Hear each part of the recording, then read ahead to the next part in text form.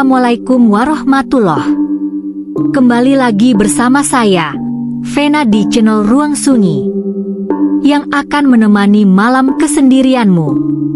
Sebelum masuk ke ceritanya, tarik selimutmu, matikan lampu kamarmu. Mari simak ceritanya. Jika kamu belum tahu cerita bagian sebelumnya, silahkan klik link di kolom deskripsi. Jika sudah, mari simak cerita selanjutnya. Teriak Bu Reni sekeras-kerasnya. Pak Sueb langsung berdiri, tubuhnya menggigil, matanya menatap kosong ke arah lorong yang kini gelap gulita. Bu Yati, yang selama ini selalu diam, tertawa pelan. Tawa pelan yang menua dan bergetar, seolah menikmati semuanya. Sudah kukatakan, dia belum pergi. Lilin di ruang makan tiba-tiba menyala sendiri. Cahayanya menggambarkan bayangan pocong yang kini berdiri tepat di belakang Pak Sueb. Suasana rumah tua itu kini seperti neraka dalam diam.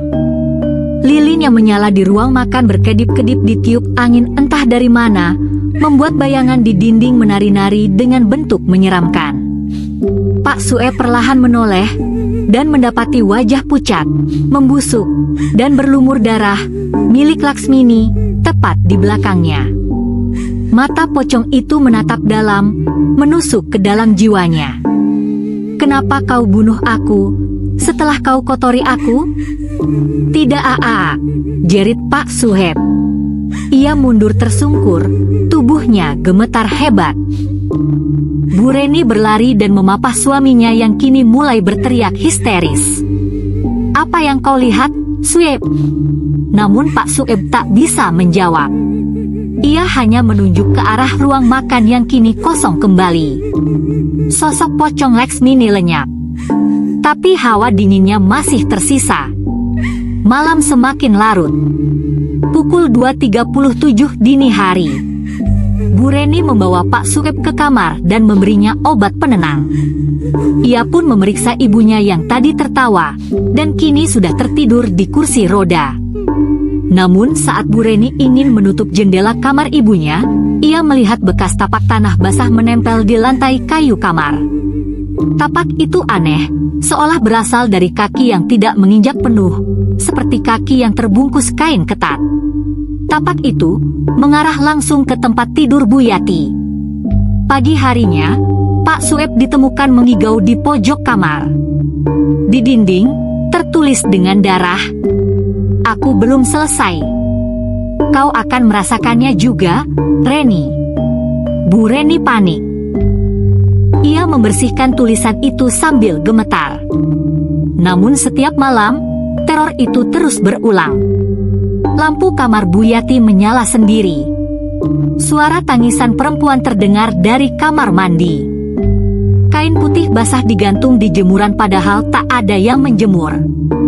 Dan setiap pagi, selalu ada setangkai melati basah di depan pintu kamar Bu Reni.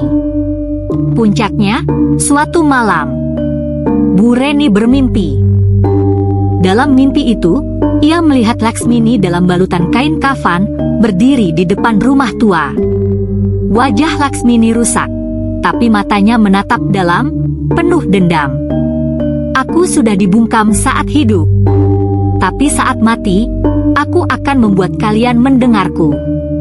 Bu Reni terbangun dengan peluh dingin, dan dari ujung kamar terdengar suara. Kriek, suara lemari terbuka sendiri. Dari dalam lemari itu, sepotong kain kafan menggelantung, meneteskan darah ke lantai. Malam itu hujan turun deras. Petir menyambar di langit, memantulkan cahaya sesaat ke dalam rumah tua itu. Pak Sueb gelisah di tempat tidurnya. Matanya terus mengawasi pintu kamar seolah-olah takut pintu itu akan terbuka sendiri lagi. Bu Reni tertidur dengan obat penenang. Jam menunjuk pukul 1.43. Pak Sueb mendengar sesuatu. Suara ketukan. Tok tok tok. Ia memejamkan mata. Ketukan itu makin keras. Tok, tok, tok. pintu kamar tiba-tiba bergerak perlahan, terbuka sendiri. Angin dingin menyusup masuk, dan di ambang pintu berdiri sosok pocong Laksmini. Wajahnya mengelupas, mata putih membulat, dan darah menetes dari hidung serta bibirnya yang koyak. "Suheb, kau belum minta maaf." Pak Sueb menjerit, melompat turun dari tempat tidur. Namun kemanapun ia memalingkan wajah, pocong itu selalu ada, di pojok kamar, di atas lemari, bahkan menggantung terbalik dari langit-langit. Tiba-tiba lampu padam. Bruk! Pak Sueb terpental sendiri dan terhempas ke dinding. Mulutnya terbuka, tapi tak ada suara keluar. Pocong Laksmini kini berdiri di hadapannya. "Waktumu membayar, Sueb." Dari bawah lantai kayu, muncul tangan-tangan berselimut kain kafan yang menarik kaki Pak Sueb. Ia mencoba meronta, tapi sia-sia. Tubuhnya ditarik ke bawah lantai, ke dalam lubang gelap. Pagi harinya, Bu Reni terbangun. Ia mendapati tempat tidur suaminya kosong. Ada jejak tanah basah menuju kamar mandi. Saat ia membuka pintu kamar mandi, air penuh lumpur, bau anyir menusuk. Di dalamnya, tertulis dengan lumpur di cermin, "Aku baru mulai." Dan dari belakangnya, Bu Reni mendengar suara kursi roda bergerak sendiri dari kamar ibunya, tanpa dorongan siapapun. Hujan belum berhenti sejak sore. Petir menyambar tak beraturan seperti pertanda murka alam. Di dalam rumah, Bu Reni duduk termenung sambil memeluk tubuhnya yang menggigil. Sudah 2 hari Pak Sueb menghilang. Tidak ada jejak, tidak ada kabar. Tapi yang paling membuatnya takut adalah bau anyir darah dan bunga melati yang terus muncul di dalam rumah. Kamar mandi, lemari dapur, kolong tempat tidur, selalu ada bau itu. Kursi roda ibunya pun terus berpindah-pindah sendiri, meski sang ibu tak mampu menggerakkan tubuh. Dan setiap malam, Bu Reni mendengar suara Laksmini tertawa di pojok rumah. Bu, saya cuma mau bantu." Bu Reni mendengar suara air menetes dari atap. Ia keluar dari kamar untuk mengecek, membawa senter kecil. Langkahnya pelan, jantung berdebar cepat. Tiba di dapur, ia melihat air merah menetes dari langit-langit. Saat ia menyorot ke atas, darah menetes dari selapapan kayu. Dan di sana tergantung tubuh Pak Sueb. Mata melotot, lidah terjulur, dan tubuh dibungkus kain kafan setengah. Di dinding dapur tertulis dengan darah, "Sekarang giliranmu, Reni." Bu Reni menjerit sejadi-jadinya. Ia berlari keluar rumah dalam hujan. Namun jalanan di depan rumah tampak berubah seperti rawa. Langkahnya terhenti saat pocong Laksmini muncul di tengah hujan. Kain kafannya sudah menghitam dan robek. Mata Laksmini kini kosong, tapi darah terus mengucur dari sela matanya. "Kau dorong aku sampai mati. Kau bungkam aku saat aku menangis. Kini aku bangkit untuk mengambil semuanya kembali." Bu Reni berbalik arah, mencoba masuk rumah. Tapi dari dalam rumah, Bu Yati, ibunya sendiri, sudah berdiri, entah bagaimana bisa berjalan. Bu Yati tersenyum dingin dan berbisik, "Akhirnya kamu datang juga, Laksmini." Bu Reni terjebak di antara dua dunia, satu ibu yang entah sadar atau kerasukan, dan satu pocong yang menuntut keadilan. Teriakan terakhir Bu Reni tak pernah didengar tetangga. Keesokan paginya, rumah itu kosong. Tetangga hanya melihat air darah mengalir dari sela-sela pintu depan. Dan saat aparat akhirnya mendobrak masuk, mereka menemukan tubuh Pak Sueb membusuk tergantung di plafon. Bu Reni ditemukan membatu di ruang makan, wajahnya membiru dengan ekspresi ketakutan membeku. Tangannya mencakar wajahnya sendiri. Bu Yati, sudah tak bernyawa, masih duduk di kursi rodanya. Udara di kota masih terasa berat setelah tragedi rumah tua itu. Warga sekitar tak banyak bicara. Rumah itu dikunci dan mulai ditumbuhi ilalang liar. Bu Yati, satu-satunya penghuni yang tersisa, kini tinggal di sebuah yayasan perawatan lansia di pinggiran kota. Ia sering termenung sendiri di kursi rodanya. Tak banyak bicara, hanya menatap jendela. Namun pada suatu pagi, hal aneh terjadi. Tubuh Bu Yati perlahan mulai pulih. Kakinya yang selama ini lumpuh kini bisa digerakkan perlahan. Para perawat mengira itu mukjizat, namun satu perawat mengaku sering melihat Bu Yati berbicara sendiri di malam hari, seperti sedang berbincang dengan seseorang bernama Laksmini. Setelah 2 minggu, Bu Yati mengejutkan semua orang.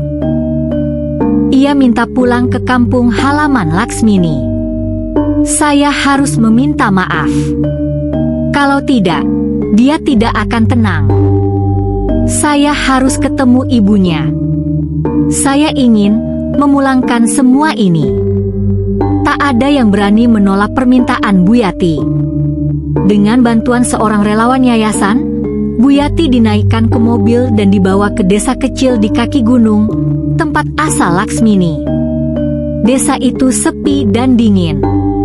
Rumah-rumah masih berdinding kayu, dan kabut tebal menyelimuti jalanan.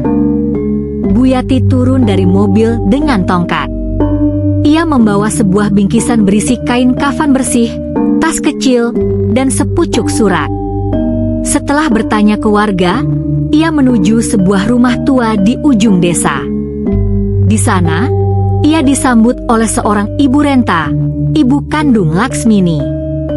Di beranda rumah sederhana itu, Bu Yati bersimpuh di hadapan ibu Laksmini. Saya minta maaf, saya tahu anak ibu menderita di rumah saya. Saya tidak tahu, atau mungkin saya pura-pura tidak tahu. Anak ibu tidak salah. Suami anak saya, dia, iblis. Air mata mengalir dari wajah Bu Yati. Ia menyerahkan kain kafan bersih dan surat yang ditulisnya sendiri. Ini untuk pemakaman ulang. Saya ingin Laksmini dimakamkan kembali dengan layak. Di tanahnya sendiri. Di kampung ini. Beberapa hari setelah pemakaman ulang Laksmini di desa, Bu Yati menghadap kepala desa dan notaris setempat. Dengan tenang, ia menyerahkan berkas-berkas kepemilikan rumah dan sisa harta peninggalan suaminya dan Bu Reni. Saya sudah tidak punya siapa-siapa lagi, kata Bu Yati pelan. Ia memutuskan untuk membagi setengah warisannya kepada keluarga Laksmini, terutama ibu kandung Laksmini yang tinggal di rumah tua itu. Sebagian lagi akan ia hibahkan ke yayasan lansia tempat ia pernah dirawat. Awalnya, keluarga Laksmini terkejut dan menolak. Tapi Bu Yati bersikeras, ini bukan bentuk amal, melainkan ini balasan atas kebaikan Laksmini yang merawatnya dengan baik dan sebagai perminta maaf atas yang terjadi. Saya tidak bisa menghidupkan anakmu kembali. Ini untuk balasan kebaikan Laksmini yang tulus merawatku. Akhirnya, mereka menerima dengan ikhlas. Rumah ibu Laksmini direnovasi, dan anak-anak saudaranya bisa kembali bersekolah. Desa itu perlahan kembali tenang. Bu Yati menempati sebuah rumah kecil di pinggir desa, tak jauh dari makam Laksmini. Setiap sore, ia berjalan dengan tongkat kecil, membawa bunga kenanga untuk tabur. Laksmini, maafkan aku. Aku memilih diam saat kau menderita. Tapi kini, diamku telah berubah menjadi doaku.